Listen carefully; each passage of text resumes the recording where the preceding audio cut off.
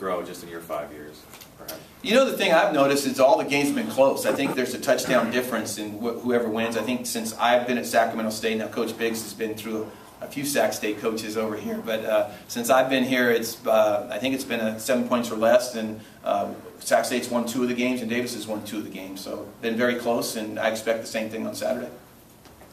Talk about the competition between you and Coach Biggs, because obviously there's a side that you want to beat him on that way too.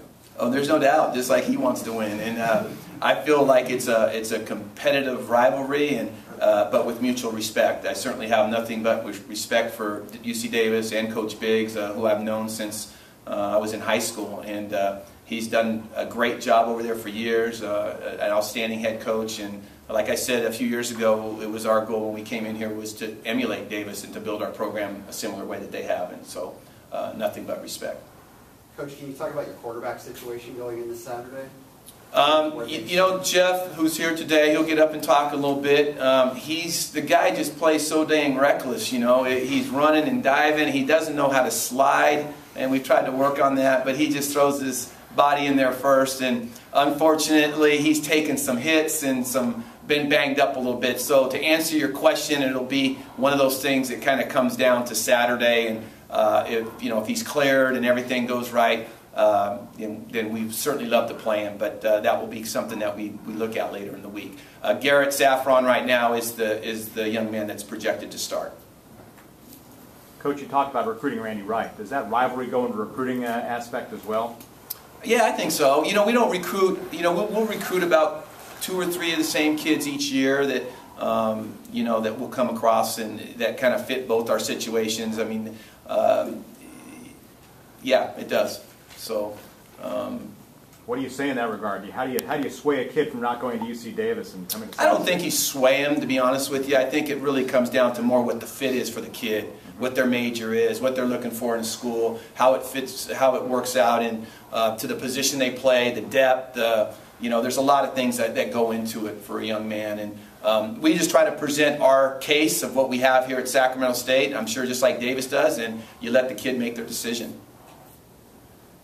Is there any talk in the locker room about last year's game and kind of guys wanted to come out and avenge that loss? You know, we talked about yesterday. We talked about Jeff Badger and Randy Wright not making a spectacle of themselves out there because of some of their backyard fights they had when they were kids. So no, but in all seriousness, we did bring that up. We said some of you guys have played against us. We don't get into the trash talking or I'm going to whip your tail or I knew you when you were in 3rd grade or because we do have some guys that like Jeff Badger, our linebacker, and Randy were high school teammates and they're still good friends. And I know Randy's become good friends with Cody Allen when there are other linebackers and there's some other relays. Zach Nash played right down the street at Vacaville High School, the alma mater of Coach Biggs, and there are some things out there that Jay Croxdale knows some guys over there. So there are some friendships and some rivalries, some things from the past, and it's like when you play your brother out in the backyard, you want to whip his tail, but after the game you're still buddies, you're still friends or brothers or whatever.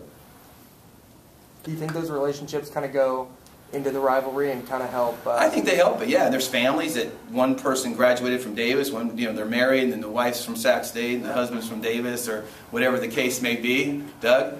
And so those things certainly. My brother-in-law graduated from Davis, and I'm at Sac State, and there's you got that all over the place, and it's kind of fun. That's what makes it such a good rivalry. A lot of people go in the workplace this week, and they'll be talking smack because the head of the company's from Sac State, and the guy over there is working at Davis. That was a joke there, guys. We always have to hear that you'll work for us someday, so I had to throw that out there. Anyway, there's a lot of that going on.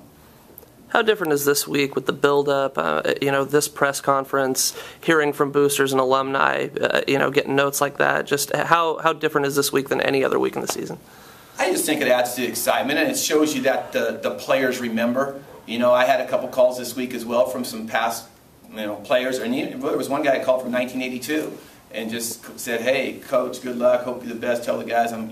So there's a lot of that I think that goes on because it's still remembered and it means something to the players. So I think that adds to the whole excitement of it.